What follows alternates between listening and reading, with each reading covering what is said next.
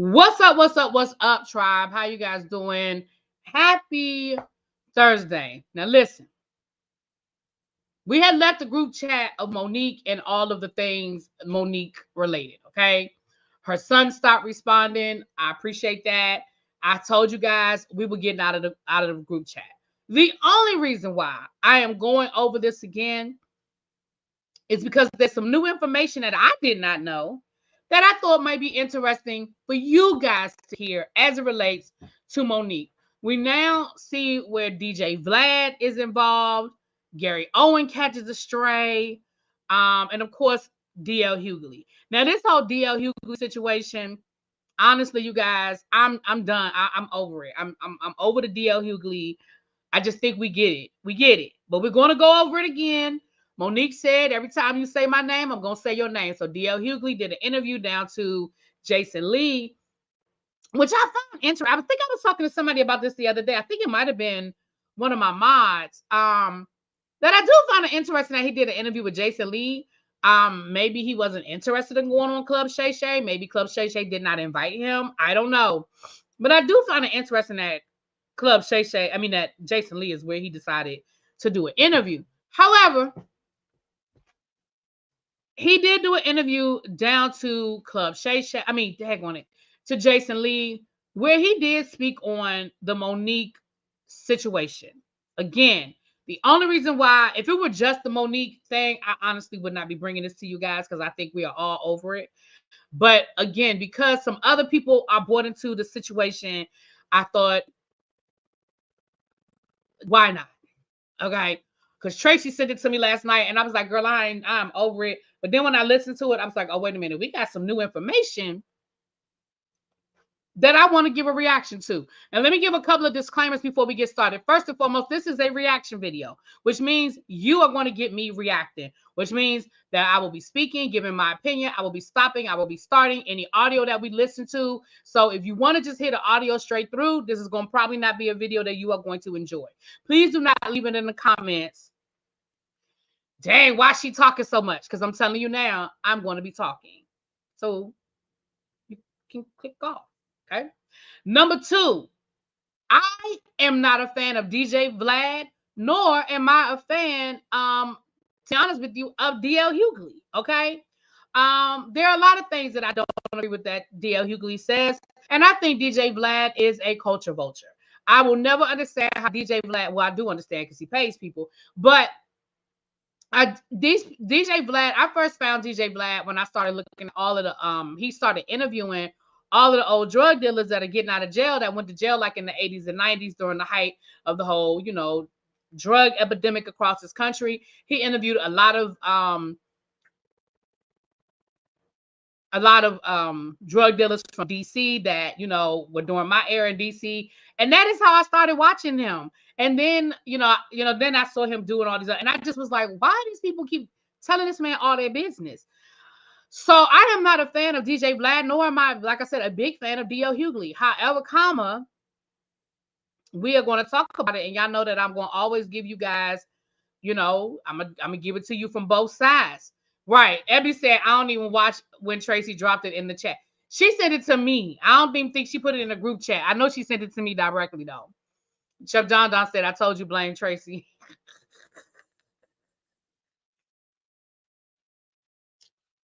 All right. So let me start with the DL Hughly situation.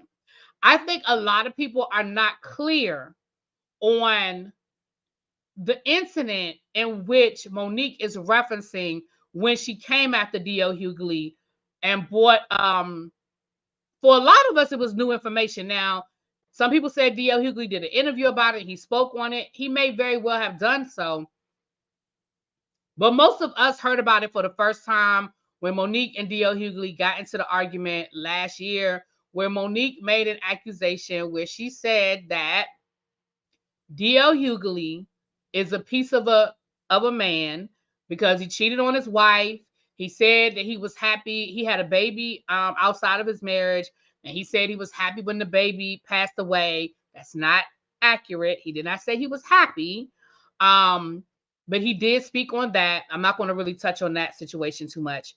But she also spoke about DL Hughly's daughter making accusations of her being violated by someone in the family. Monique made a comment and alluded to the fact that it was a grown man that violated his daughter, that was a friend of DL Hughly's, and DL did not believe his daughter, believed the friend. DL did address it. Now, I'm not going to go back through and play Monique's rant from what happened a year ago. I did a video on it back then. It's a lot of cursing and profanity, and honestly, I just don't want to have to deal with my video not being monetized by playing it. So I'm not going to play what Monique said, but I think we all know what Monique said. I am going to play what DL Hughly explained what the situation was and why he is so upset.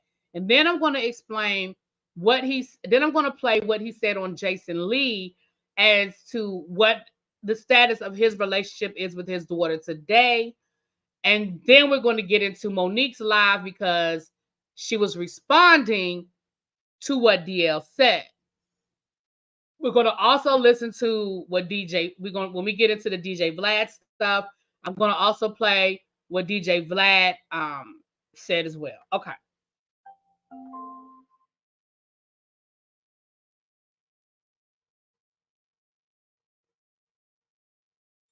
It's also funny. I also find it funny when I went back to look at the footage from the incident with the DL Hughly last year. I also find it interesting that part of her thing was that she said that she don't open up. She been in this business for 40 years and she don't open for nobody. She is the star. She don't open for nobody. Yet you're opening for Cat Williams. So moving on.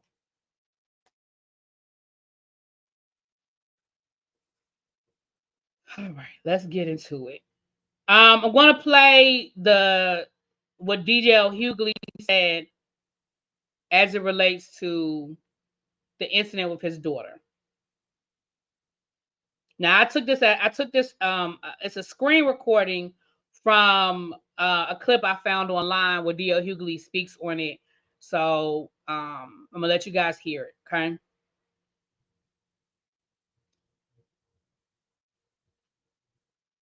Wait a minute. It's not playing. Why is it not playing? I got the Bluetooth connected. Hold on, y'all. Give me a second.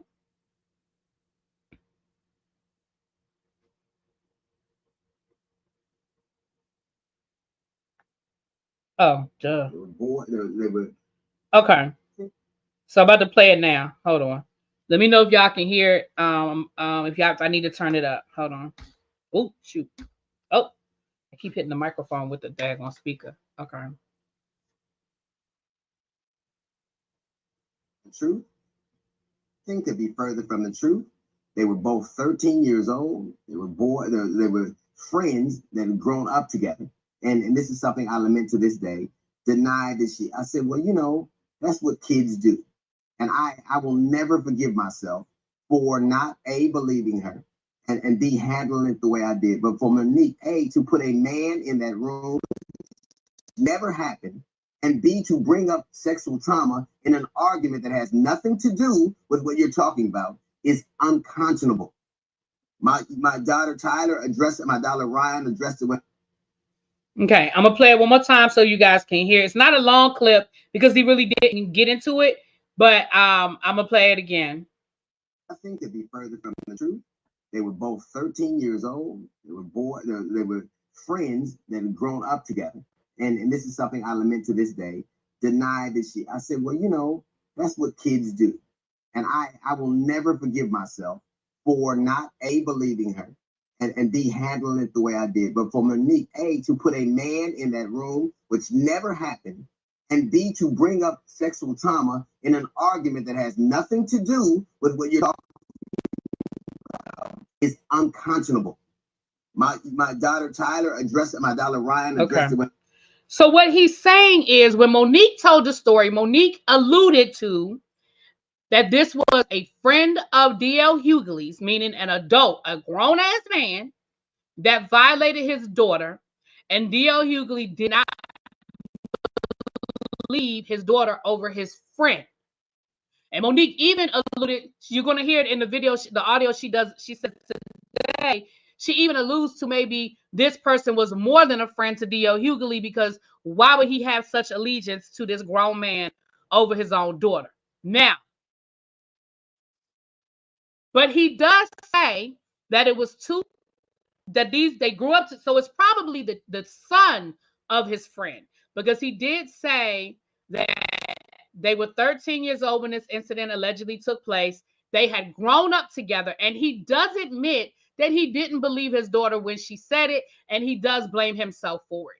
But his issue is, one, why are you bringing it up in an argument that don't have nothing to do with that? And two, you are misrepresenting what happened. Okay, so right, and I think and that's what Star said. I thought he was a grown man. I'm glad you cleared that up, and that's why I wanted to play that, because I was looking for. I said, let me see if I can find. Everybody keeps saying he talked about it. He talked about it. He talked about it. I said, let me find this clip of DL talking about it. I have not found an interview where DL told the initial story, but I did. This was after Monique brought it up. Now, just to refresh your memory, DL Hughly's other daughter did have a little something to say to Monique. And the other daughter said the following. I'm Ryan Nicole Shepard, DL Hughly and LaDonna Hughly's eldest daughter. You've now publicly disrespected my mother, who I love and care for very much, and my baby sister, who I love and care for very much, to get back at my father, who I love. Oh, respect and care for very much. At this point, I feel like you're asking my family and myself to act out of character. Out of all of the things you could have legitimately said about my dad, if that's the route you wanted to take, you chose to be deliberately mean and hurtful to two Black women who have nothing to do with this conversation. Using my mama and my sister to show people my father's character only shows how little mental stability how it only shows how little mental stability, dignity, morality, and respect you have, not only for yourself, but other Black women. You're clearly 2 crayons short of the full box, sis. You're disgusting, and you absolutely need to give every single member of my family name, keep every single member of my family's name out of your mouth. Hold on, let me finish reading it. Oh, I didn't get the rest of it. Wait a minute, yes, I did. Here it is right here. Out of your mouth. Out of your poisonous mouth. Not because you can do us harm, you can't, but because you are adding to the historical and systemic disrespect and trauma of other Black women who you claim to love. And for what? A check? You're bringing up trauma for a concert lineup discrepancy. I'm sorry, y'all. You're bringing up trauma for a concert lineup discrepancy. All you've done is proven that you have no moral compass. Nothing is too far in your quest to prove a point. And I'm blessed that my parents raised children who have no idea how you could possibly go there. We Hugleys are going to have a good ass day and a blessed life. We're healed. We are whole, and we love each other fiercely and deeply. You can continue to live in that scorched earth kingdom of yours. Get some help, ma'am, for real. Oh, and if you want to have this conversation in person, I'll happily give you my address.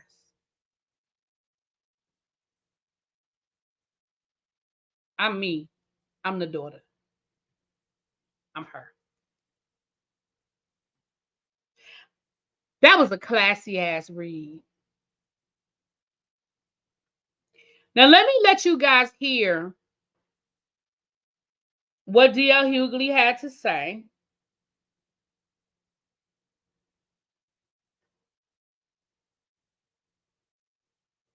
This is a clip from the interview he did with Jason Lee. This is not the whole interview. We're not doing the whole interview, okay? But this is a clip from what Jason Lee had to say.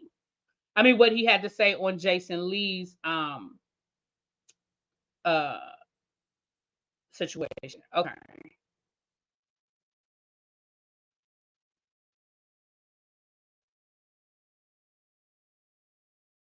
All right. Let me let y'all hear it.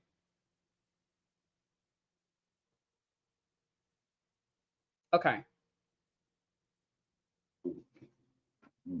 The thing that irritated me the most. Oh shoot. Oh, wait a minute. That's the wrong clip. Sorry, hold on. I'm glad it did go out. That's the wrong clip. That's him talking about Kanye. We're not doing that. We are not doing Kanye. Is this it right here? Okay, here it is right here. Hold on. This is it right here. Whatever was said, opened up a wound in my daughter that we're arguing about. I've never had much, but the love of my children I lost. And something jeopardizes that, I can never forgive you. Before it happened, I knew it was happening because my daughter called me. And like, this is going to happen. And she's in therapy and crying because she knew that people were going to automatically know about what had happened to her before. And it makes it just, I'll never forgive you for this. That now I'm in a compromised situation where I'm with something I genuinely love. I ain't loved a lot. I love my children. And to feel like I couldn't protect them and that plays out over and over again, it's something I won't forgive you for. I won't. So you talked about it, I wasn't going to bring it up, but since we're there. So she brings up your daughter having gone through a very personal experience where she was victimized. My daughter's so angry with me, she hasn't spoken to me. Still from that? Yep. But it wasn't you that brought that. Doesn't make a difference. When somebody's gone through something, they don't want. It's their trigger. And when they're triggered, what do? Yeah, you lash out.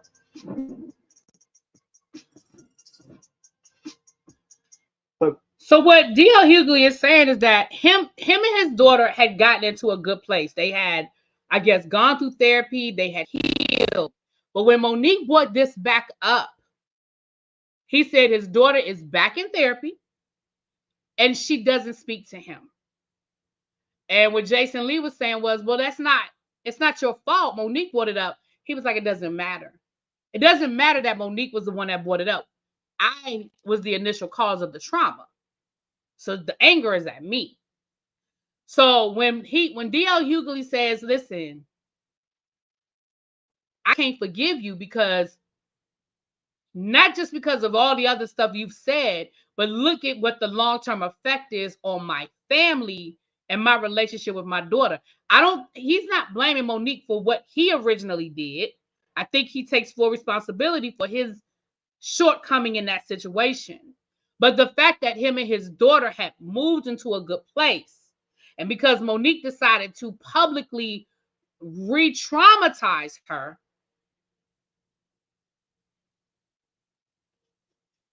so I thought that was important.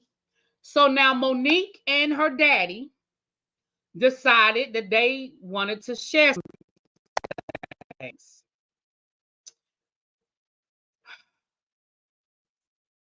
So I'm gonna let y'all hear. It's alive, and I'll try to go through the stuff we don't need to hear. But we're gonna listen to probably the first 20, 25 minutes of it. Y'all know how Monique do, honey. Y'all know how Monique do.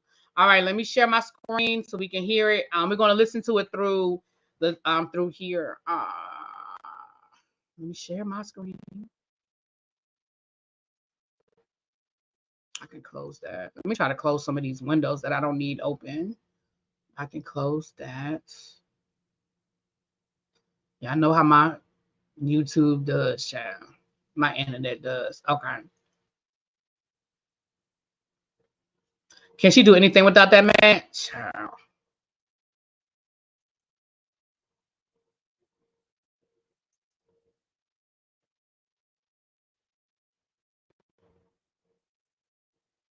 I'm glad you watched this and actually told what he said, because Monique gonna give a whole other take.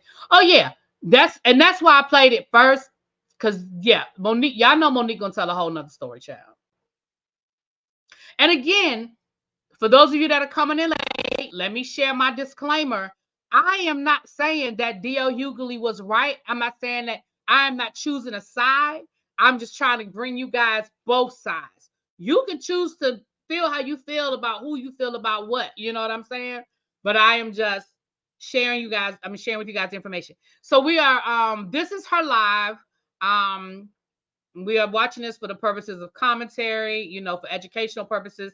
And we will be, this is a reaction. We will be commentating. Okay. All right, let's go.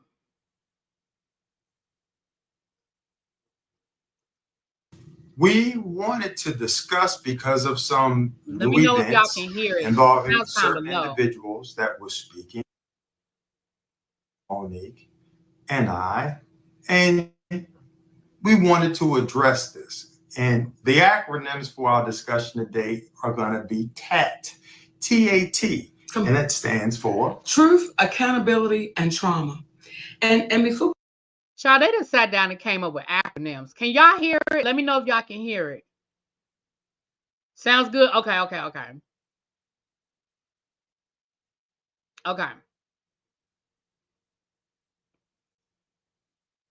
That's a good idea, Miss Ray. That's a good idea. Hold on, let me do that. That's a good idea. Hold on, let me speed up the speed. Where do I do that at? Uh-oh, hold on, y'all. Yeah, no, I'm old. Hold on. Is it right here in settings? Playback speed. Yep. It's a good idea. Good idea. Thank you for the suggestion. All right. Y'all ready? it's our day, I want to say something. Kick it. You know what? Oftentimes there'll be some people that say, "Mo, why y'all always be talking? Why y'all?" Because do you know one thing our community suffers with is silence. We have been taught keep the business in the house. Don't say nothing. Don't say nothing. And then there's the trauma. Because what happens oftentimes in the household, we keep it in. We don't say anything. We stay silent, and then you live your life in that trauma. So the reason why we continue to have these conversations is because we taught us in our community suffering. And in addition to that, there's a level of embarrassment that we've been taught to carry that started from slavery, and that level of not identifying when you have a problem, because we've been taught to get through it so we can. You know what the sad thing is? Just now I had to stop for a second and be like, did it revert back to regular speed? Because Sydney sound like he's talking at regular speed. Is that slow he talk? Oh Lord. Abby say get them likes up. It's 200 people in the chat. I know we got 175 likes. I know we do. We go back to work when sometimes we need to be working on ourselves and dealing with the trauma that we've experienced so we can be better when we do go back to work. The catalyst to this conversation was due to the conversations that we would have and have had in the bathroom. And recently, there's a gentleman. His name is Vlad. I don't know why we needed to know that they had this conversation in the bathroom. But I mean, okay. Now this is where they get into Vlad TV. All right. And again, let's just let it. I'm gonna let y'all hear it. And Vlad, since probably about 2018, and we're now in 2024, has been having individuals on his platform where he wants to speak about me as a piece of shit, a bitch, all kinds of names that he used in reference to me. Now, this is typically the time that I'm supposed to come back with my chest poked out and I'm gonna clap back. But I want us to understand that there's a different way in which to approach certain situations, because I don't take it personally that he said what it is that he said. See, my daddy has a way of saying, you know what, mama, this ain't personal. Well, when you keep hearing your husband being attacked, and you know it's not true, and you hear people deal with us with their opinions, but they don't deal with us in facts. We deal with people in facts because our opinion doesn't matter. It's the facts that will always stand, because facts are facts. Your opinion is just that. And you may say about an opinion, it's like an asshole. Everybody has one. So I don't take any of it personal anymore. Thank you, Daddy. Okay, because you're not able to time. You had to talk me down. Yep. But what I will say is I take it personal when it keeps attacking our community. That's when it's personal to me. And see, here's where the gaslighting starts with Monique. And for people who are like, you know, you always coming at Monique, and Monique, you know, like for the people who come at me like I'm not defending Monique or I'm not there for Monique. Here's where I get off the exit ramp, right? You take a personal situation and you turn it into a Black community situation, And then you want the Black community to jump on your bandwagon when it's not our situation, it's your situation. You see what I'm saying? That's my issue, Monique. That's my problem.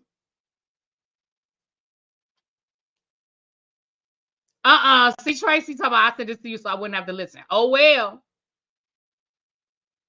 And it's personal for me that this person is allowed to have a platform that oftentimes we're not speaking the best of one another. And we keep signing up for it. So you want to start this now, baby? So she said that he's allowed to have a platform where we're not speaking positively of each other. Number one, he's not allowed to do anything. He's on YouTube just like I'm on YouTube, like Abby's on YouTube, like Don is on YouTube. We have YouTube channels. So the problem isn't the fact that he has a YouTube channel. The problem is people are going on the channel. But ma'am, you were one of those people. Let's get into it. In addition to the truth, we in our community have to consider, stop worrying about who the truth is told about and just accept the truth. Because we've been taught that based upon who that person is, you don't go against them because of what they can do to you. And what you don't understand, some of us, is that what we don't understand, some of us, is that if you don't stand up against them, you don't know what they're going to continue to do to you. You don't know the boundaries of us emboldening them to do whatever they want to do to us.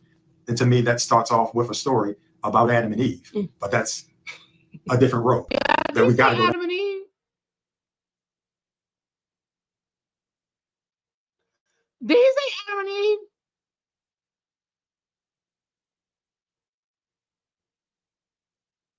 Okay then. One day.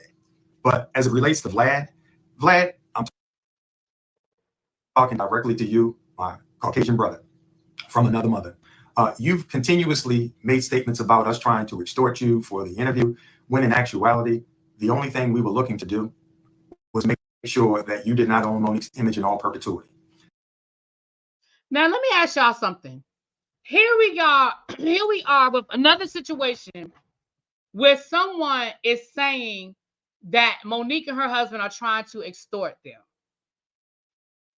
Now, I'm going to let y'all hear the story and we'll talk about it. Now, he's going to explain what happened with Vlad TV. We had an interview set up with you that we confirmed on May 7th, 2018, that was scheduled for the 11th of that same week, which is 4 to 5 days away, depending upon how you look at it. You did not give us the release form until right before we were about to do the interview with you, when we had several days in advance to get that information. I was taught, we were taught, that you never sign any documentation until you're able to read that and you have somebody read it over who you trust. You keep portraying it as if when we told you we couldn't sign it right then, you said, well, we allowed them, or I allowed them to still do the interview. If you remember, you had your guy reach out for Monique, not us reaching out to be on your platform. So you were not doing us any favor in reference to allowing the interview to continue. You were trying to work it out for yourself. And when we had our attorney look at it, essentially, when we saw the language that you would own it in all perpetuity, which means once you sell your catalog, it was explained to us and we understood it as there was a possibility that whoever you sold that interview to, along with your others, that you owned in all perpetuity, they could cut it up and use it in any way in which they saw fit, which means we have no control of it. So what's standard in the entertainment industry, when you go on different platforms, they give you a licensing agreement and they ask for X amount of time in which to use this. And you either approve it or you don't. In your situation, we would have approved it. However, what happened was, once we looked into, or initially were looking to give you the licensing agreement and you rejected it because you were like, you own it, and what you did, and we were trying to have control over Monique's image, we had a chance to look at you and the interviews you had done because we didn't know you. We're going to jump into the conversation. All right, so let me stop right there and let me explain what he's saying, okay, as I understand it. You agreed to do the interview with Vlad TV. Now, Vlad says you reached out to him. You're saying Vlad reached out to you. It doesn't even matter at this point because you did the interview. You did not sign the release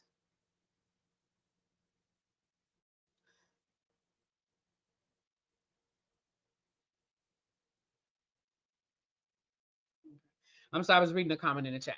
You did not sign the release because you wanted your attorney to look over it. That's no problem. I have no issues with that. Your issue was that in the contract, in the release form, it gave Vlad TV basically ownership of the interview.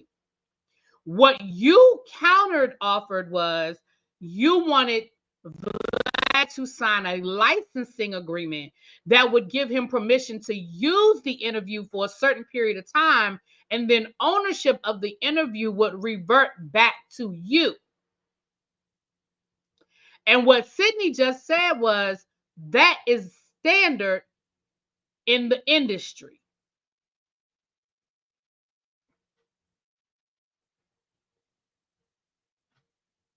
I'm going to let it keep playing out before I give y'all my opinion, but I just want to make sure y'all understand that's what he's saying. Or the email that you last sent to me on April 2nd of 2022, that is different from how you've been talking about me recently. Might as well jump into it, love. You know what, Daddy, before we jump into it, I just want to explain something to ladies. Do it. When you get to a place called Hollywood, there's no one-on-one. There's no, let me walk you through it. Let me explain to you what's happening. So that word in all perpetuity, I didn't know what that meant. I had no idea what that meant. So I'm sure there were times in my career that I signed release forms, not understanding what I was signing. It's just a release form. Till you understand, when you sign that in all perpetuity, that means they own you. So I want to make sure you babies understand that's getting ready to be new to this business, new to the game. When they put something in front of you and say, sign this, if you did not go to school to read contracts or release forms or whatever, that's not what we do. So put it in the hands of somebody that would know what an all perpetuity means. So let me read this, okay?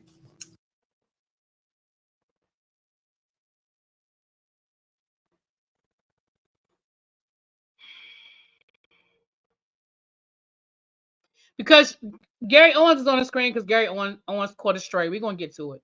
All right. So she's saying that she didn't even know what all perpetuity means. And so she's sure that in her past, she probably signed releases, but now she know better. So she's going to do better. Okay, cool. This interview was originally done in 2018. At this point, about 6 years ago now. So now we're going to hear an email that was written. I think it was either written by Vlad or written by them, but we'll get into it. This is from you, Vlad, and we got to talk directly to you because you seem to have a lot to say, but we want to let the community know what you sent to us. Sydney, in the spirit of Monique working things out with Lee Daniels, I would like to extend my hand and work things out with you as well. I apologize for what I said about you. I felt frustrated that other YouTube channels that did interviews with her were allowed to show the interview on their YouTube channels, whereas I was only allowed to have it up for a limited time. But regardless of my personal feelings, this was your business decision, and the way I reacted was unprofessional and immature. I would like to offer her $5,000 for the interview if both of you sign a release form that allows us to keep the interview on our channel like every other channel does. Then he put Sway, Comedy Hype, Breakfast Club, etc. To which she's never signed a release form for them. Never. If that number doesn't work for you, I'm open to negotiating. I still feel that this is a very important interview with an Oscar winner that discusses both her professional and personal life, especially at a time when the Oscars are being discussed. Even if you choose not to accept this, I still take responsibility for my actions and hope that we can get past this and work in the future. Congratulations on your family's continued success. Now, so Vlad said, listen, I was wrong. I was disrespectful. I apologize. I handled it wrong. I apologize. However, I felt some kind of way that you wanted control of an interview when you've gone on other platforms and have not asked for this licensing agreement. To which her husband's response was, well, nobody else has asked for a release.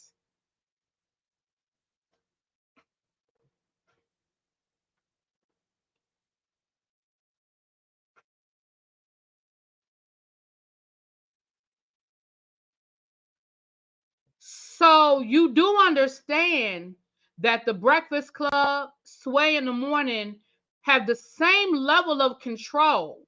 They can take that video, they can cut it up, they can put the splices out there, they can put the sound bites out there in perpetuity because they own the interview.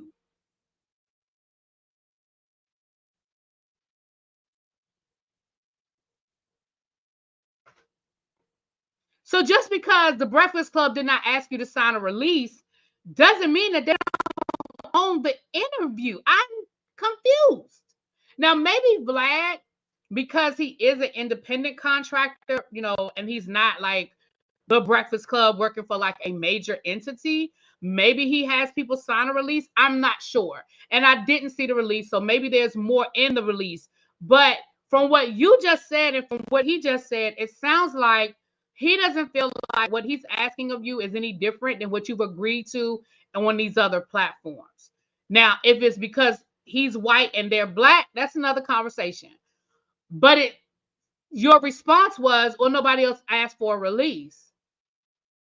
That doesn't mean they don't own the interview. Put it in the chat if I'm tripping. Y'all put it in the chat if I'm tripping.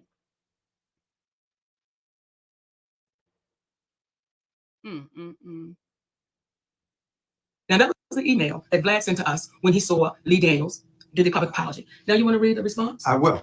And just keep in mind, the reason why we're reading this is because the energy that he's giving now has gone back to, I'm a piece of shit, I'm this, I'm that, and all of that. My response to Vlad was, hello, Vlad. First, thank you for the apology. However, if your expression of regret is being made in the spirit of Lee Daniels apologizing to Monique, then remember he did it publicly. That's the same place that you ironically stated the less than flattering things that you did about me. So obviously, in being in alignment with what is right, wouldn't the best place to apologize be publicly? As a man, please know I took no offense to your name calling, as it didn't make any sense that you would have disdain for me listening to our attorney as you listened to your attorney, and I didn't begrudge you. What does hurt my heart, though, is that our community doesn't see that there are no black people who constantly bring white people on their platform to speak negatively about other white people like you do as a white man. So here we go again. You're taking your personal issue.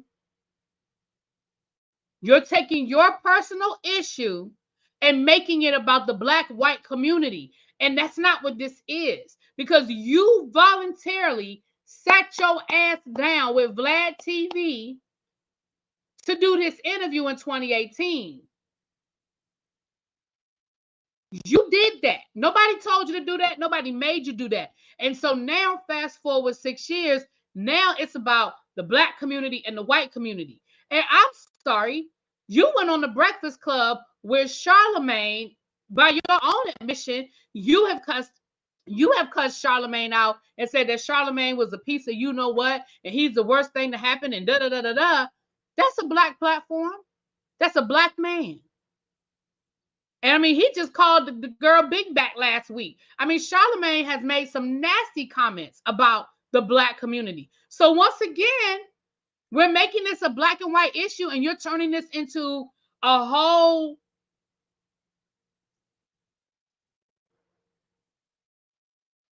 thing.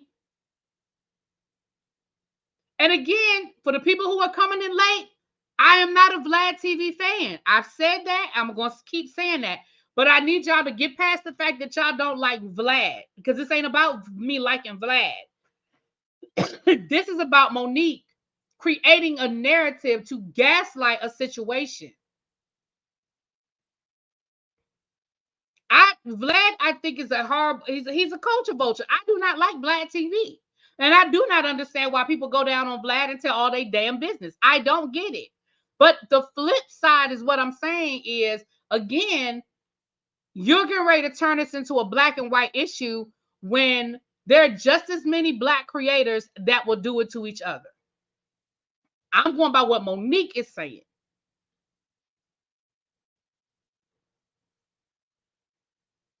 Male interviewer with black people. Come on. Your offer of $5,000 means that you missed the point with us, my friend. You see, we are principled individuals that are not moved by money.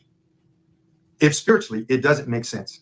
When Monique says no to a major streaming company's offer of $500K for an hour of work, or no to Tyler Perry, who offered Monique money as his way of saying he was sorry for whatever hurt and pain he caused Monique, but she declined in exchange for a public apology that cost nothing, then why ever would she/we say yes to an interview for $5,000 or more with you?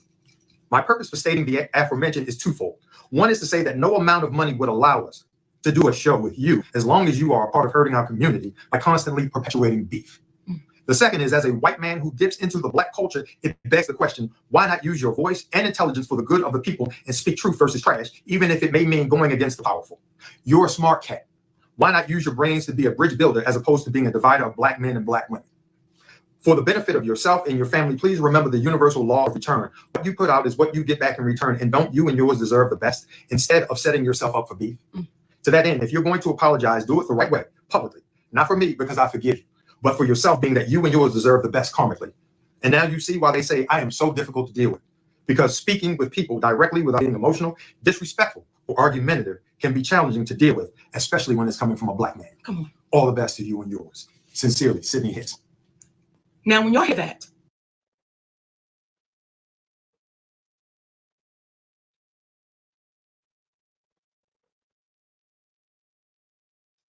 Exactly, Abby. If this man was such a horrible person, why did you sit down with him in the first place? And then they were like, well, we didn't know who he was when we first agreed to the interview. Then whose fault is that? Whose fault is that?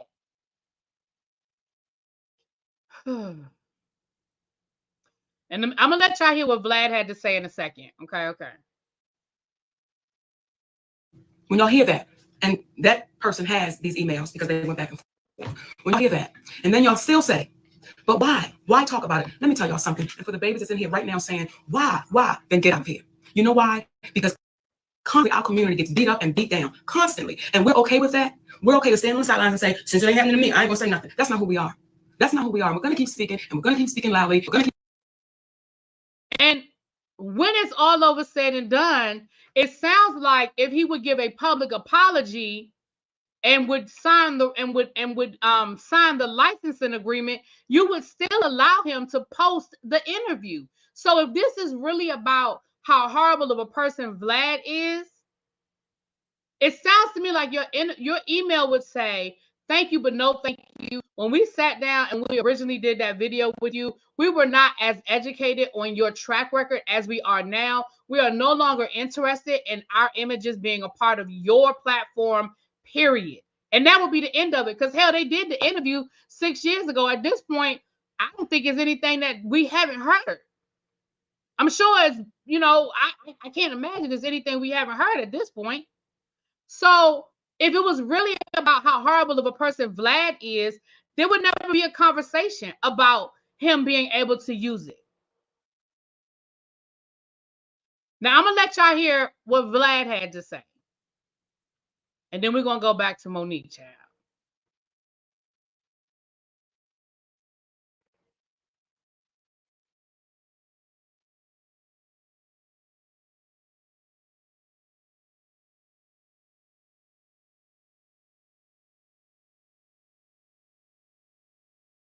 Bab said this is dumb.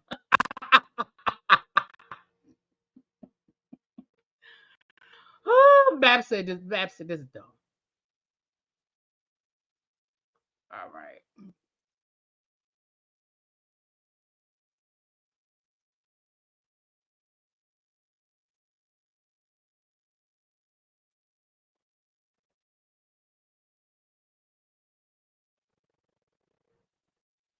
Gary Owen. I'm like, no, I'm pretty sure that's me. Because do you know about my history with Monique? No. All right.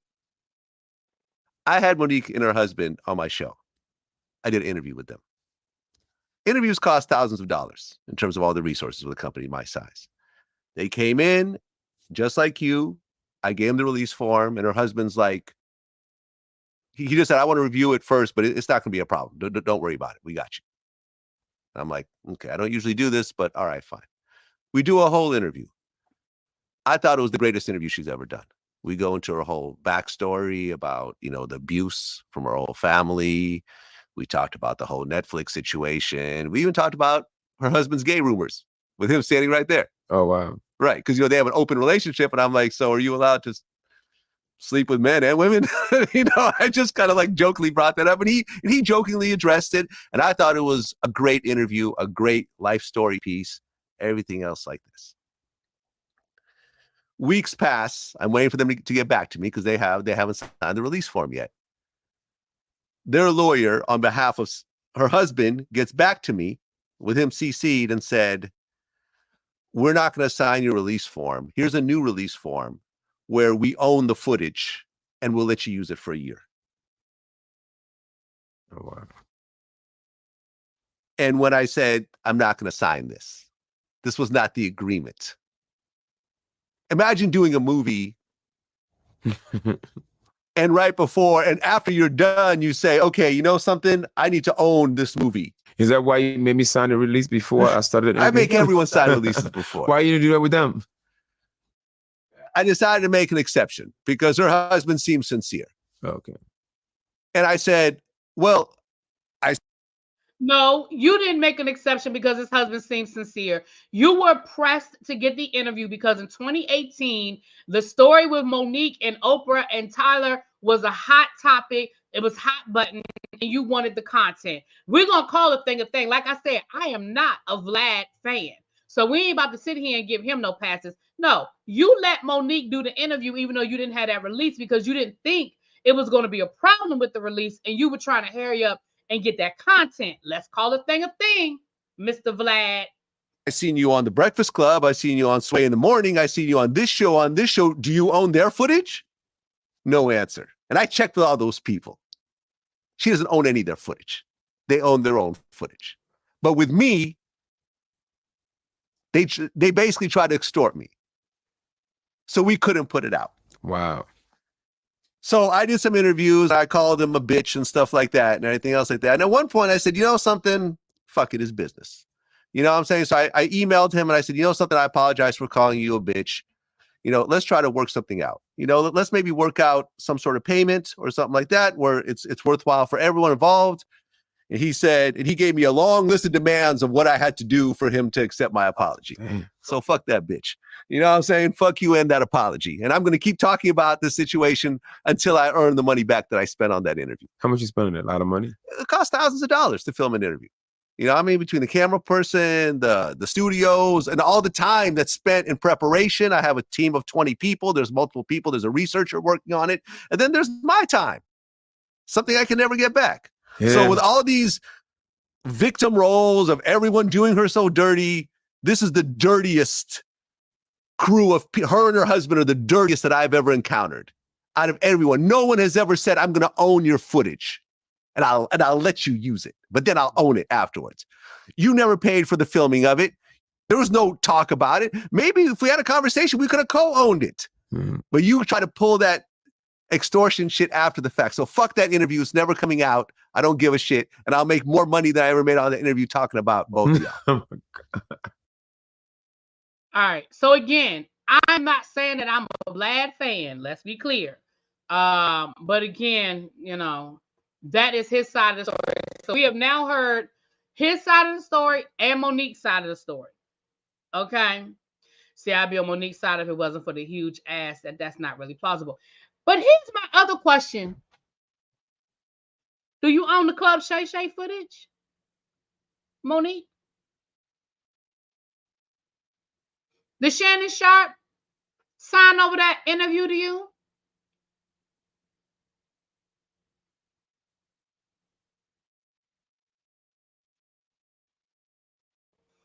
That interview over on his channel that has millions and millions of views and they've cut it up and they put the clips out and they've got hundreds of thousands of views on those clips. Do you own that, Monique? I bet you don't.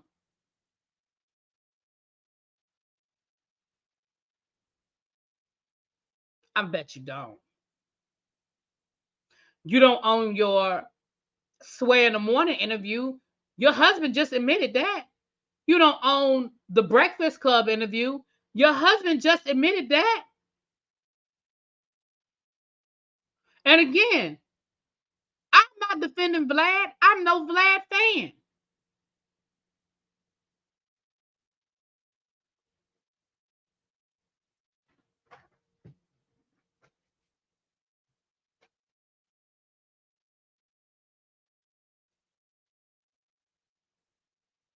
And does it say in perpetuity? Excuse me, I couldn't get the word out.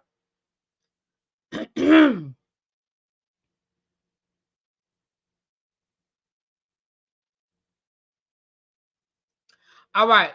Now we're going to listen to a little bit more because she gets into, like I said, Gary Owen catches a stray. and DL Hughly. We're not going to listen to the whole thing. The whole thing is almost an hour. We are not listening to the whole thing. But again, we're going to listen to a little bit more, you guys.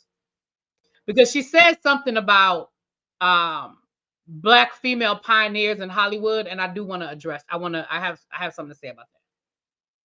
Oh, wait a minute. Let me share the screen. I didn't share the screen again. Hold on.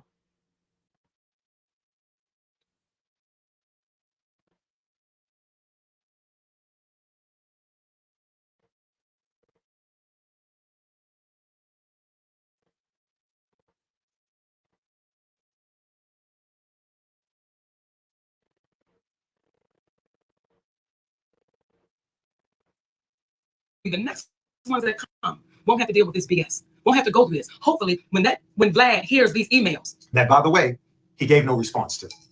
When he hears that, when you hear this, Vlad, maybe the next guest you have on your platform, you won't be so readily going after our Black community. You won't be so readily, well, what about this and what about that? And what do you think about this and what do you think about that? And to our people, how many times have we seen white people on Vlad? And I'm not saying there's never been any. I'm not saying that. But how many times have we seen white people on Vlad and Vlad is going against and asking what they think about other white people? Why do we keep taking the bait? Or how many times have we seen Black people bringing white people on that platform to consistently go against one another? It doesn't happen. So when our brother Damon Dash speaks about culture vultures, in our opinion, this is the epitome of that vulture to our culture. And to my baby, Michael Blackston, I want to say to you, brother, thanks for not taking the bait, because we saw him trying to bait you in. And what you said was, which made us look at each other, when you said, so why'd you give me the release form to sign right now as I sat down? Right. So you caught it.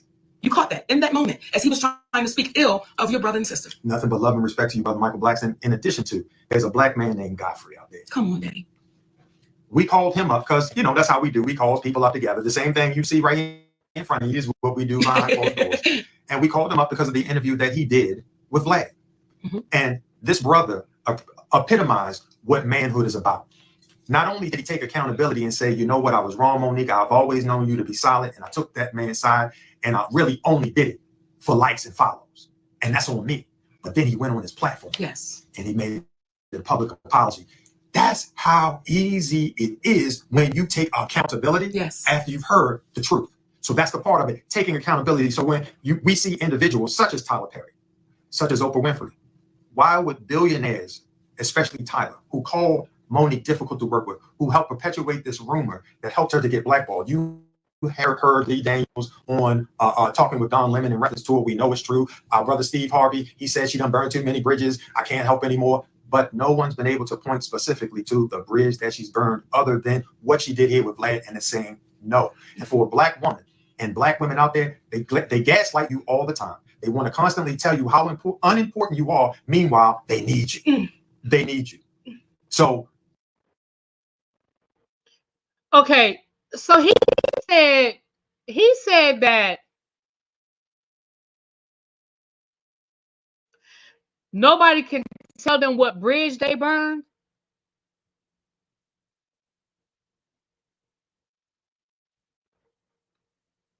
I feel like a lot of people have told you the bridge you burned. Now, the problem is you don't agree that you burned the bridge, or you don't agree that the bridge should have been burnt. But it doesn't change the fact that you burnt that bridge. Let me tell you something. And here's where I know some of us are going to disagree, and that's okay, because I still love you, and that's fine.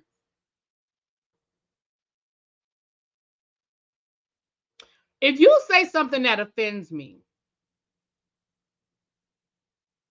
and you didn't mean to offend me, but you did offend me, and I told you you offended me, just because you don't agree with the fact that you offended me does not mean I wasn't offended. And if I say to you, you have offended me, I feel disrespected, I feel hurt, and as a result of that, I do not want to deal with you anymore. Again, you don't have to agree, you don't have to like it, but I have told you. So whether people agree with whether Monique should or should not have promoted Precious in France, whether you agree or disagree with it, that's no longer the point. That's no longer the issue. The point is the powers that be, meaning the producers of the movie, Monique, Oprah, Tyler, they did. They felt offended. And as a result of them feeling offended, that bridge has been burned.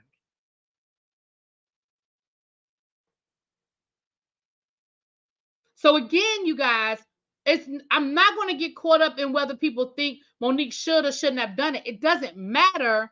The people feel offended. And as a result of them feeling offended, the bridge was burnt. The bridge was burnt. And Monique keeps wanting us to focus on whether she was right or wrong in what she did. Listen, I'm no longer going to engage in the conversation, but people can argue all day long about whether Monique should or shouldn't have done it. That is so not the point anymore. The point is, you offended some powerful people in Hollywood.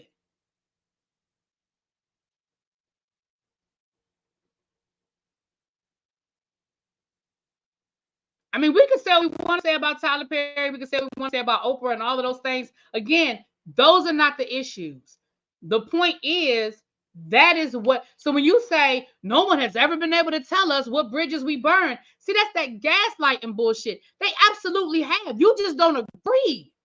You just don't like what people have told you. But people have absolutely told you the bridges that you've burned. You just don't agree with it. All right.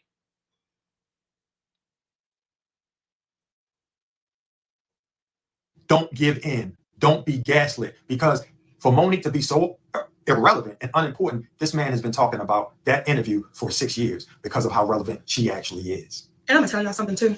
And it just took me there. You know why I'm going to keep fighting? And you know why I'm going to keep talking? I read Hattie McDaniel's story. I read Eartha Kitt's story. I read Ethel Water's story. I made it my business to read those stories. And all of them have the same story. And if you don't believe me, go read it for yourself. They all got done dirty. They all got pushed away. They all was told they wasn't shit. They was all told they need to apologize and do this and do that and do this. And those women left here by themselves.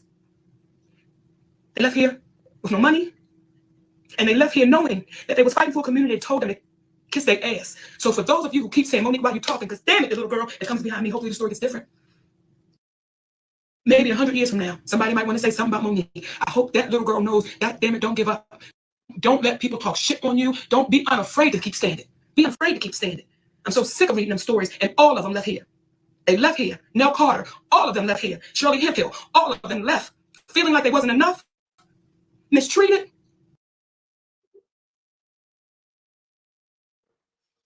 Okay, that's the part I wanted to get to.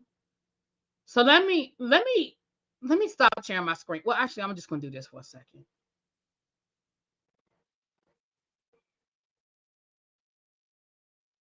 Let me go one by one. Let's start with Hattie McDaniels. Hattie McDaniels was the first Black woman to win an Oscar. Was she done dirty by the industry? She fucking was. Yes.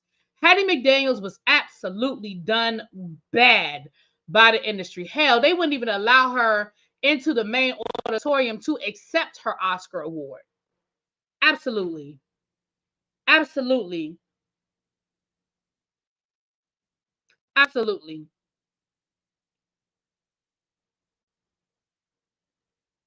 When Hattie McDaniel died with her net worth being $10,000. Monique, I think maybe you were thinking $10,000 of 2024 money.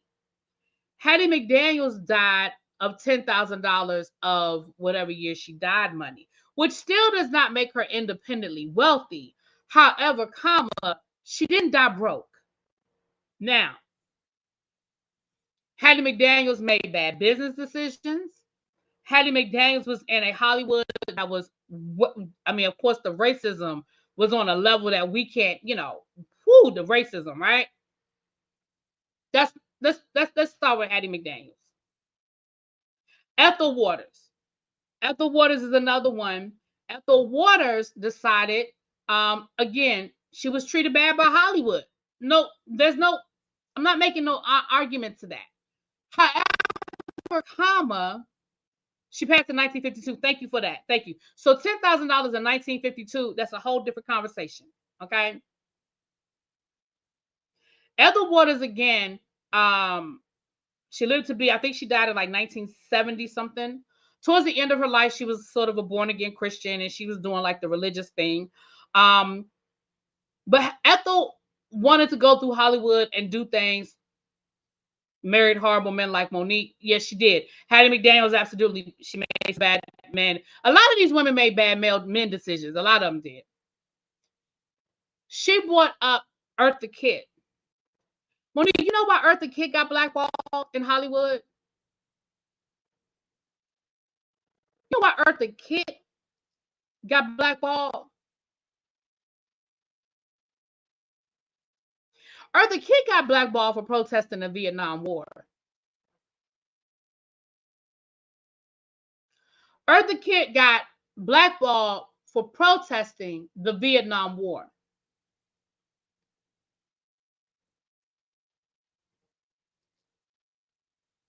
Nell Carter.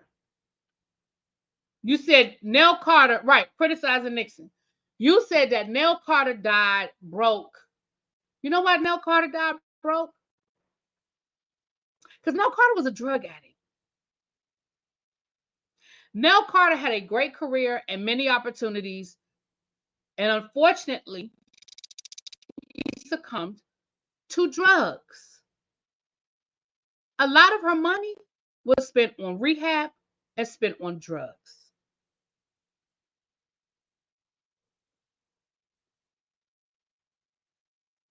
Shirley Hemphill absolutely died in a horrible way. She lived alone. She had health issues. And unfortunately, because she lived alone, her body was not discovered, and it was already at a state of decomposition. And that is a sad, sad way to pass away. Well, what you got again is the gaslighting. What you've got to stop doing, Monique, is just throwing all this shit in a pot like it's gumbo and making it out that these women made the same decisions that you made, and now you're fighting for them. No, because I promise you, I absolutely promise you that Hattie McDaniels would have loved the opportunity that you were given when you were offered some of these roles that you pissed away. Ethel Waters, Eartha Kitt, Nell Carter, Shirley Hemphill did not get the opportunities that you are pissing away. So when you sit here and you make it seem like all of these people were doing, they were not given a lot of the opportunities that you have been given, Monique.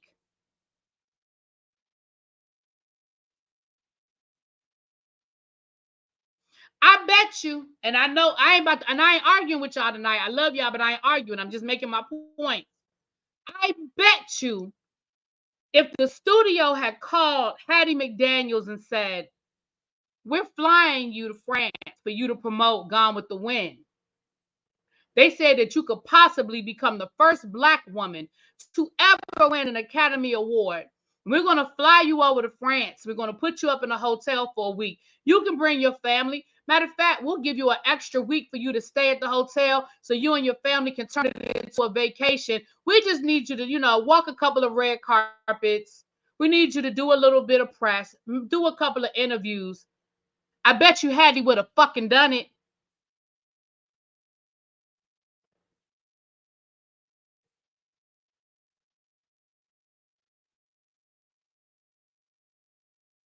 When Eartha Kitt had gotten blackballed and she couldn't work and she couldn't take care of her daughter,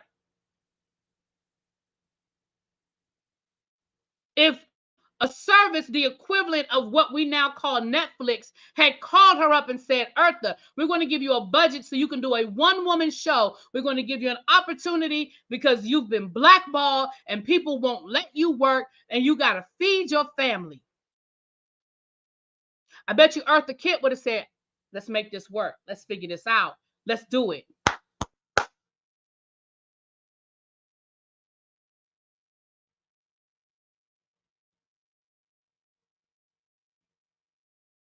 Nell Carter, if you read about Nell Carter and you go learn about Nell Carter fought the good fight. Y'all, the girl, the woman, she fought the good fight. Nell Carter was a talent. Do you hear me?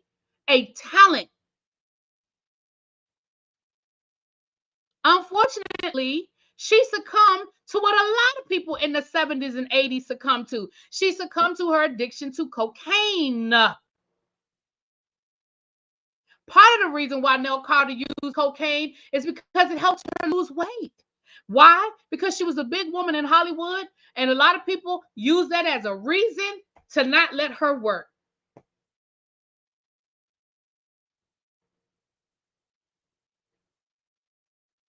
So when you throw these names in a pot and people don't know no better, they go, oh yeah, Monique, yeah, she's doing it.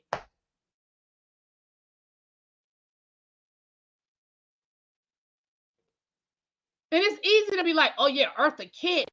Oh yeah, Nell Carter. Oh yeah. Girl, Monique, just stop. Nell Carter it was sad because she tried to get clean. I mean, she went to rehab multiple times. And she did have health issues on top of that.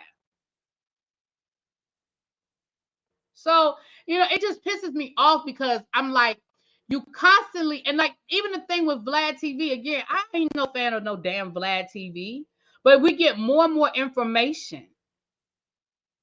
We get more and more information about these things that have happened, why people don't want to deal with Monique.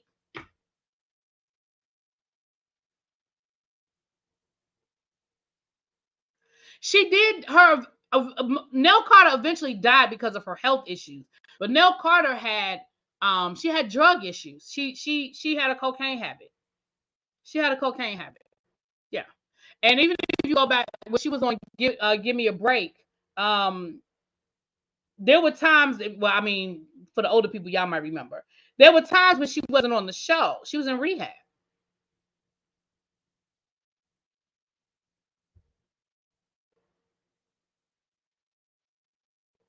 And listen, let me be clear and tell you guys, I'm not saying Monique is all wrong. I said this from the beginning. I'm not saying, when I say the beginning, I mean the beginning of the Monique saga.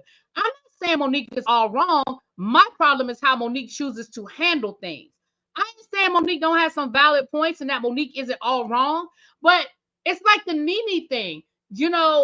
It's nothing wrong. Do I think that Nene went through some shit at Bravo? Absolutely. Do I think Bravo got some bullshit going on? Absolutely. But do I think that the way in which Nene chose to handle it was a way that was conducive to her getting what she wanted? No.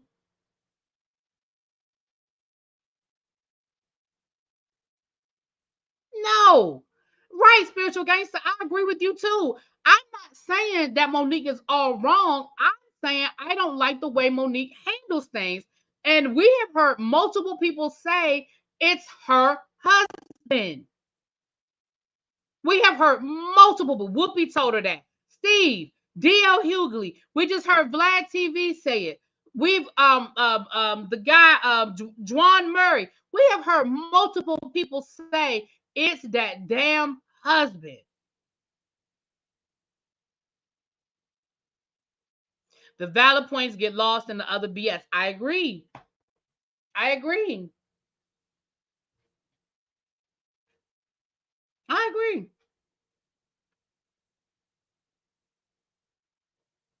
Right.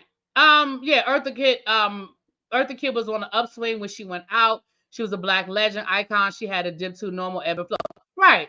Yeah, I mean, she got blackballed like in the 70s, right? And then she sort of made her come back in the 80s. Yeah. Yeah.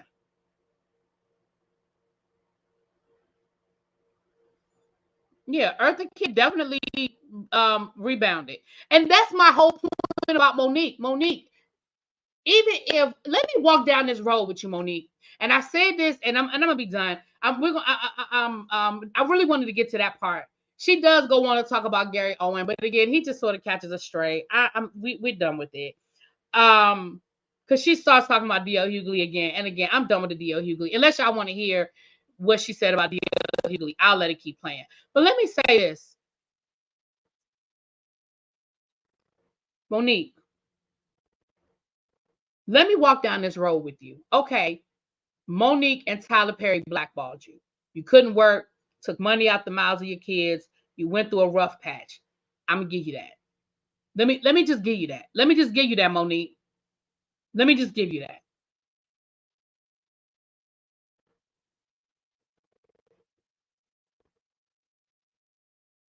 When Netflix came along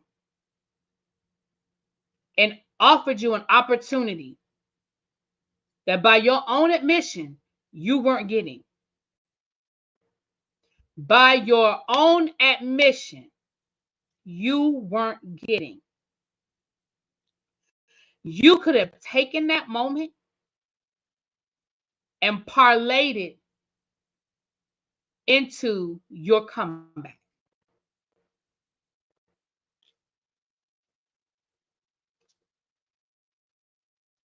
I'm not arguing about whether Netflix was right or wrong. That ain't.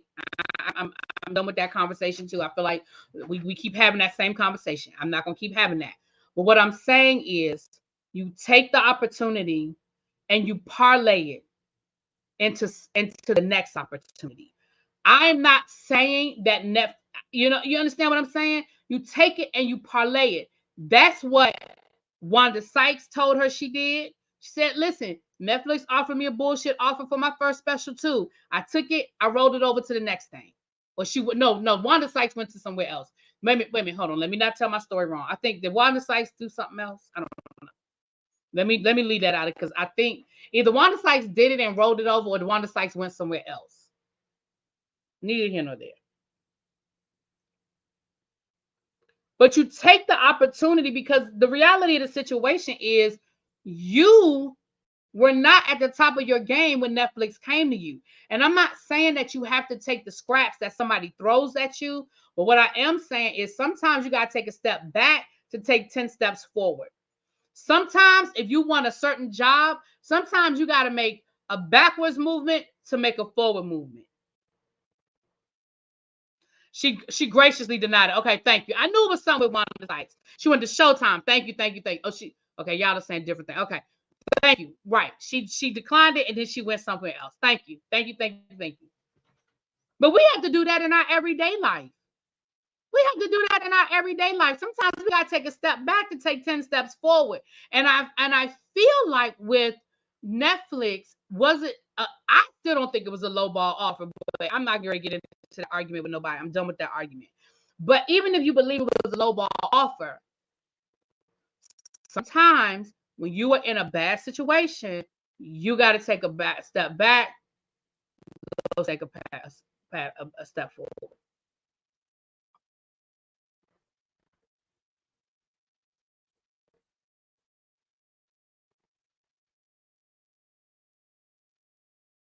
So anyway, I don't think we need to. Do y'all want to hear any more of this?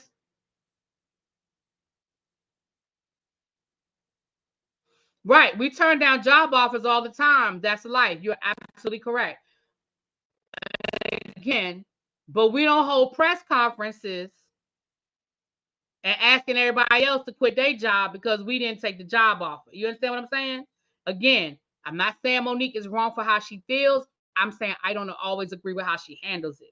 You're right for saying I don't want it. Just like Wanda said, I don't want it and walk away. What did she say about Gary Owen? She came after Gary Owen because in an interview, Gary Owen, he did the same thing. Basically, in the interview, Gary Owen said, I don't have the timestamp. That's the only reason why I'm not. Because hold on, let me see if I can find the timestamp. Hold on, y'all. Ms. Handel? And if they do that too. All of a sudden, why is he speaking? That tells me a lot. That tells me either number one, you don't have a man at all, or number two, you don't trust that man that you have. So if y'all want to know why he keeps speaking, because he's supposed to. That's what kings do. For what happened between me and Tony, that's his mama. That's your daughter. So we weren't going after you anymore. We weren't even going to bring you up, but you went on, was it Jason Lee? Yes. You went on Jason Lee's show. Off on your wife and your daughter. That's the lack of man. And then I'm getting sick of you making these comments about who's daddy's daddy. And then you keep running your mouth. And after we spoke on you last time, I was like, okay, cool. But when I watched you sit there with Jason Lee and you said,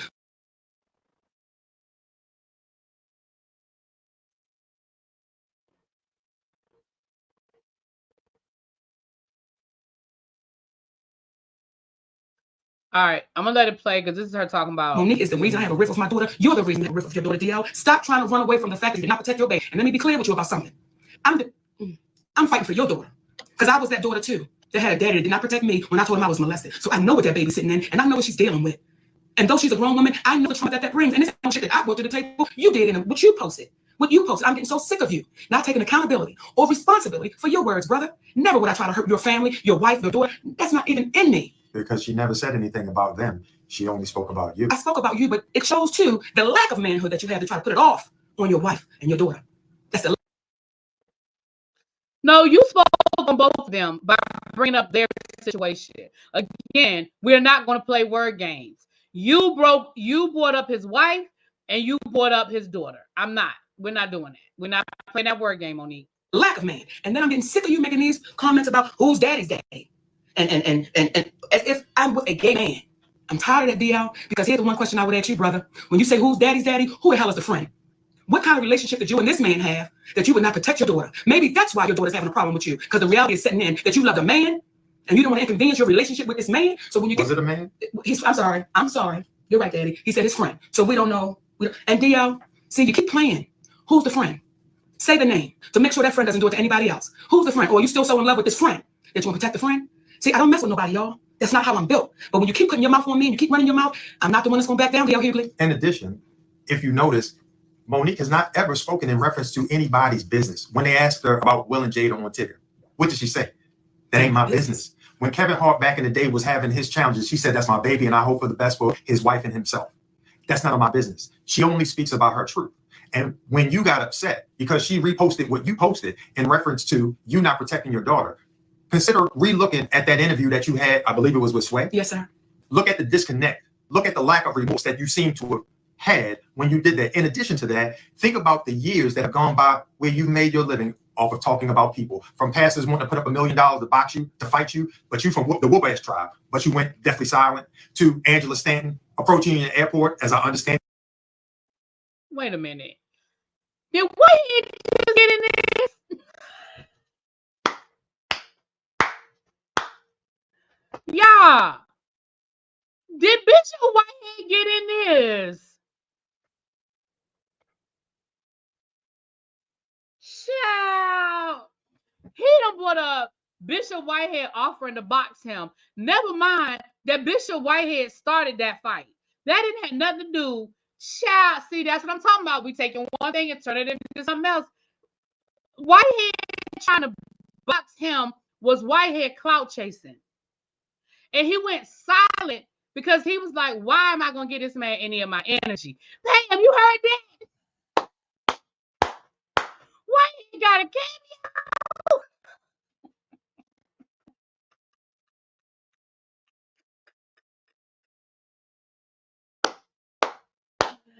I didn't even catch that the first time, y'all. Whitehead done caught a cameo in Monique's interview. Child, maybe that'll put a smile on his face. Yo, we get right head over to Pam's house. Hold on. Pam, hold on. Give me a second. Pam is going live at 9. Is that 9 o'clock tonight, Pam? Or is that tomorrow night? Hold on. Are you going live now? Are you home already? Hold on. That might not be tonight. Hold on. Let me make sure that's tonight. Oh, no, that's tonight. Okay, so we get right head over to Pam's house in about 5 minutes, y'all. Let me let this play a little bit longer. For those of you that want the update on Bishop Whitehead case, just hold on. I'm going to set it up so that the chat just shoots over there. Everybody else, we're going to listen to a few more minutes of this. But, baby, I did not know Whitehead caught a stray. Child, let it play. Let's let it play. You wanted to get security from the black women who were ridiculed on by Don Imus and called them nappy head and ugly. Nappy head hoes. Nappy head hoes. And you went on Jay Leno and you said, well, I'm not saying they hoes, but their head was short nappy. Brother, you have a history of not protecting the black woman. Come on. And now it is embarrassing to you that she highlighted what you did in conjunction with the original problem being that she was on your platform, came to you after the young lady Jasmine played the game of would you rather your husband sleep with Lee Daniels with a condom on or Corinne Steffens with a condom off. And then she comes to you and it says, Brother DL, what we doing? And you say, that's just the way we do it. The problem is you can't be Malcolm X one day and then David Duke the next day. You can't be Medgar Evers one day and then you Strom Thurmond the next day. Either you're going to be for your community or you're not. So the truth, accountability, and trauma, and the reason why there's a level of ease, and I'll never say a bad word about you. I'm only sticking to the facts. The reason why people come. Wait a minute. Hold up. Hold on. How he had to go to David Duke?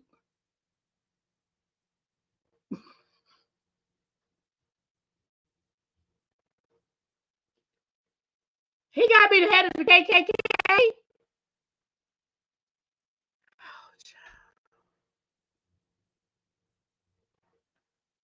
Okay. Then he just said, I will never say anything bad about you. Sir, did you not just go on a whole diatribe about him? Did you not just go on a whole breakdown of DL Hughly? Sir. And remember, I still have this on 1.5 speed. So can you imagine how slow he's saying this? Thank you again for the person who suggested I speed this up, because my gosh. I'm going to let it play a little bit longer because I'm trying to get to the Gary Owen part. Talk about other people, because oftentimes there is an unaddressed trauma that you've experienced, DL, which may explain why you're sitting on a man's platform in a clear daylight with dark shades on. Maybe. But at the end of the day, you've had a history of not protecting the Black woman, brother. And that's what she's addressing. So when she said, essentially, I feel sorry for your daughter, I feel sorry for your mother, your wife, do you not understand why? And there are other items that happened, that took place. But how do you nicely speak about the infidelities? How do you nicely address those infidelities? And then your wife, as I understand it, finding out about a child that you had and that was lost. And once she found out about it, that child no longer existed. Now, someone will say, oh, that's low. That's the problem with our community. See, when people address you with the real, you got to come back and have a real conversation. This is not designed to be provocative. We're going to talk factually. We're going to talk reasonably. When you gave the community a bad bill of goods, when Monique produced. Again, you brought up a child he had outside of his marriage that passed away. Explain to me what that has to do with anything. You keep saying we're not bringing up your other stuff. We're not bringing up this. We're not bringing up that. When that's exactly what you're doing every single time.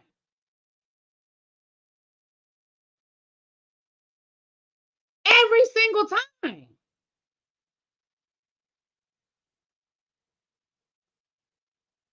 What in the world does DL Hughly's child that he had outside of his marriage have to do with anything y'all are talking about right now? See what I'm saying? Don't play. You playing games. The contract and you produced a memorandum of understanding. Come on, brother. What I would ask our community is look up what a memorandum of understanding is and ask yourself, why would Monique produce a contract that shows she was the headliner of the show? And this man would produce a memorandum of understanding. And last point about you, brother DL. I heard you on Vlad. We heard you on Vlad saying, I've done some horrible things in my life, but anybody knows me knows I'm a solid cat. Do you not understand the contradiction there? Horrible things in your life, horrible. Not I may have made some mistakes in my life. I've done some horrible things in my life. This is what you said. But everybody that knows me knows I'm a solid cat. That is an oxymoron in the highest of order, good sir. So what happens is our community is so used to hearing and not listening that they're not paying attention to what it is that you're saying. Go ahead, Mama. I'm sorry, Daddy. And don't get caught up by the negatives. This conversation is for the positive. This conversation is for those that hear it. And for those that hear it, be unapologetic when you know you're saying the truth. For those that hear it, be unapologetic that you are not backing down. Be unwavering, unflinching. Because if we continue to be that, it may stop the bully. It may stop the person that believes they're so powerful, I can do and say anything to you. So for the ones that can hear us, that's listening, be unafraid, baby. Because we get one ride that we know of. Just one. That we know of. We get one ride. In this form, I'll be damned if I'm going to let somebody take my turn. This is my turn. And I'm going to take my turn the way I see fit. Take yours, baby. Right. Take your turn. And I want to keep speaking to our Black men. Because sometimes you can see our Black men speaking so ill of a Black woman. And you be like, brother, how do you feel about your mama, your aunties, your sister? And you're just speaking so freely about something that oftentimes you have no idea what you're talking about. And I want to go there. Because let me say this real quick. When I did Club Shay Shay, you know what I appreciate about Shannon Sharp? And you have people say, he's not a real journalist. He's not. What he is a true brother. What he is a brother that says, I'm going to let you tell your story. I'm going to let you tell your story. That's what Shannon Sharp is. And that's why Shannon Sharp, Club Shay Shay, is so successful. Because that brother talks to you with no judgment. That brother ain't trying to put nobody against nobody. He's simply letting you tell your story. And I think some people may have a problem without a brother Club Shay Shay. They may. And brother Stephen A. Smith, this is directed to you. Yes, it is. When you come out and you say that Monique seems like it's bitter, your life seems to be dimmed down, and I just don't understand. Here you go, brother. I'm gonna repeat what I said to you before.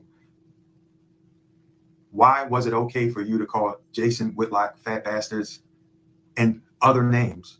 And Monique never referred to anyone out of their name. She said,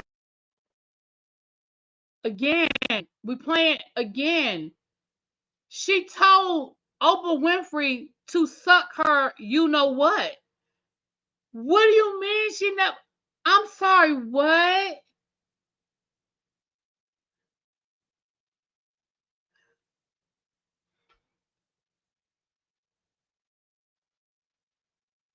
So now we're gonna talk about Stephen Smith and and Jason Whitlock. Okay, child. that I love those brothers, but she told her truth. Why is it okay for you to tell your truth? That's inclusive of name calling, but a black woman can't tell her truth. And you being the journalist that you are, and you came on and you said, I don't know what's true and what's not. If you were the journalist that you propose yourself to be, would you not have come on after being knowledgeable about what took place before you spoke about it? That's what journalists do. They speak about what they know. They don't hypothesize. They want to speak from a factual place. At the very least, What he said, when he says, I don't know what's true and what's not, what he's saying is, after I've heard Monique's story, after I've heard Tyler Perry and Will Packer and Oprah, and well, Oprah ain't, I don't think Oprah had never said nothing. But after I've heard everybody's story, I think his point was, at this point, I don't know who's at this point whose story to believe. Because you can tell the story 20 times. I mean, whether I believe it or not is another conversation. these sources say type of situation, but you didn't do any of that. And now that this time has elapsed, did you notice that people haven't come out that she spoke about to dispute anything that she said? What reason would she have to lie on Kevin Hart? Love him. Told the truth about what took place. That brother loaned us or gave us 300 grand. Yes, he did. Gave us 300 grand. We love him. There's an old saying, you can He feed gave them. it to us, but we gave it back. Not only did we give it back, speaking about that they are a brand. The only thing is, what good is it to be a brand if you lose your man and you let an individual who happens to be white, just happens to be white, and your manager get in the way of an arrangement that you set up with an individual you call your auntie? You tell them they like your mother, but then they don't get back to you. They did. And we gave them the name and the individual, and I called her back to confirm she was who she really was. Business is a business to get into. Don't lose you, and don't let no. They were talking about the Kevin Hart thing again, about how Kevin Hart said he will work with them and then he ghosted them. So she talked about that on Club Station. Of what you know to be wrong, but you want to act like it's right. If it's a duck, if it look like a duck and quack like a duck, some people in Hollywood would say, yeah, that's really a rabbit. And you know damn well it's a duck. Don't you change your mind and say it's a rabbit too. And that's in any industry that you are in. Don't change who you are, because if you do, you won't get the opportunity to run into true folk like Cat Williams, true folk like Mark Curry, true folk like Tommy Davidson, true folk like Zoo-Man. She walks out and they stand up. So you might not be loved in Hollywood, but there's something about being loved by your people. Come on. And when NDL took ill, it was a man named Cat Williams that stepped in and took care of that. See, people that love that 5'5" giant, they love that man. So sometimes when Hollywood will say, you ain't enough, you ain't good. When the people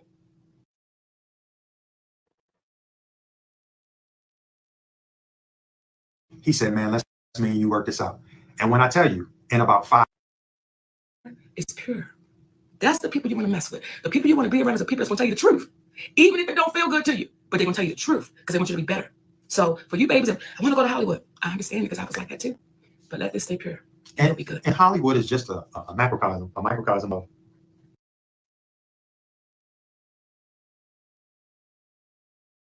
but he has felt the need to jump in and speak in reference to Monique. And what's funny is, okay, this is the Gary Owen part, y'all. Oftentimes you're having comedians who are speaking ill about Monique, who haven't accomplished what Monique has accomplished, but because it's a black woman and it's so easy to demean them because of the lack of relevance our society will have for them, they get away with it. You would never hear a senator trying to demean Shaq and what he did in the game of basketball that hasn't accomplished what Shaq has accomplished. They would be crazy. But a black woman is completely different. So when I hear they do it all the time. Athletes do it all. the time. So that's not a good example, but go ahead. Here, brother Gary Owens, speaking in reference to Monique and Sydney, they always talking about we love you, we love you. Then they'll say something that nobody knew that's hard life, but we knew when y'all had an abortion. What? So I think people are misunderstanding what they're saying Gary Owens said. What Gary Owens said was Monique and her husband are always talking about we love you, we love you, we love you. And then we'll throw out some personal information about you that nobody knew. Like, yeah, I remember when you had that abortion, right? So again, going back to the DL Hughly thing, or, who did she just, they did it to, the DL Hughly thing where you're throwing out there about DL Hughly having an affair and having a baby outside of his marriage and his daughter's trauma, which some people may have known, but clearly most people didn't because of the reaction that it got when she said it. So that's what he was saying. I think I heard other people saying like that Gary Owen was referring to them having an abortion. That's not what he was saying. He was saying, right, and it was a joke, right? Because he's a comedian. I'm not looking at the State of the Union. Yeah, no, I'm not. But yeah, so that's what it is. I'll get the highlights tomorrow on Morning Joe. I'm not looking at the State of the Union. Moving on.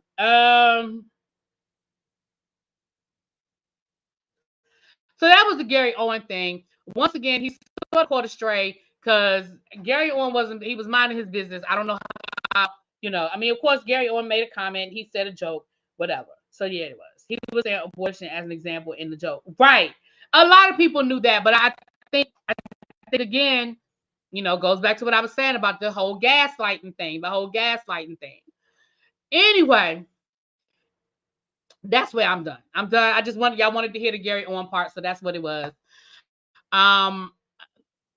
Y'all can thank Tracy for this live because I was minding my business and Tracy sent me this video. And like I said, the only reason why I did go over it is because of the Vlad TV piece of it. Because I don't think a lot of people knew. I didn't know about the Vlad TV interview. And I don't think a lot of people knew about the Vlad TV camera. I don't think a lot of people knew about the Vlad TV interview. And so that's part of the reason why I did do it. If it was just about DL Hughly, I'm sick of that. I'm sick of it. I'm tired of talking about it. But I did want to add that new thing. Yeah, Morning Joe, that's my show. That's my show. All right. With that being said, you guys, we're about to head over to Pam's house to hear what happened with the bishop. Y'all know the bishop testified in his trial today. So she is about to give us the breakdown of what he said, what he didn't say, and how he said it. I think, well, I'm gonna let Pam tell it. If you want to go over to Pam's, don't go anywhere. I've already set it up. Let me make sure I'm right. I've already set it up that we are going to be zapped over.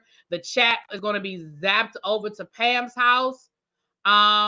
Everybody else, I will see you guys later. Mwah! I'll talk to y'all later. Peace.